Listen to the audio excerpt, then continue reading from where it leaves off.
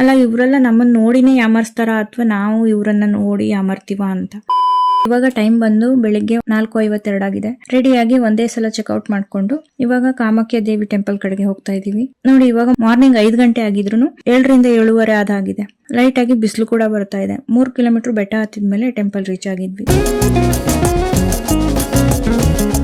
Car park ಮಾಡಿ temple ಕಡೆ ಹೊರಟ್ವಿ. ಹೋಗೋ ದಾರಿ ಮಾತ್ರ ಟೆಂಪಲ್ ಸುತ್ತಮುತ್ತ ಆಗಿದ್ರು ಸಿಕ್ಕಾಬಟ್ಟೆ ಗಲೀಜಿತ್ತು. ಹಾಗೆ ನಡ್ಕೊಂಡು ಕೆಳಗಡೆ ಶಾಪ್ ಅಲ್ಲಿ ಪೂಜೆ ಐಟಮ್ಸ್ ಎಲ್ಲ ತಗೊಂಡು ಟೆಂಪಲ್ ರೀಚ್ ಆದ್ವಿ.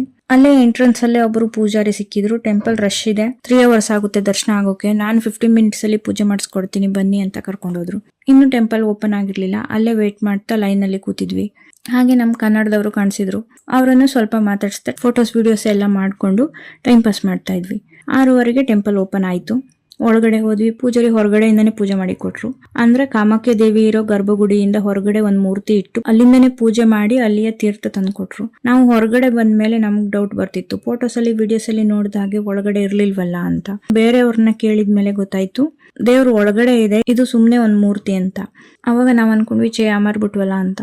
ಎಲ್ರೂ 10 ಸೆಕೆಂಡ್ ಮೌನಾಚರಣೆ ಮಾಡೋಣ. ಅಲ್ಲ ಇವರೆಲ್ಲ ನಮ್ಮನ್ನ ನೋಡಿನೇ ಯಾಮರ್ಸ್ತಾರ ಅಥವಾ ನಾವು ಇವರನ್ನ ನೋಡಿ ಯಾಮರ್ತೀವ ಅಂತ.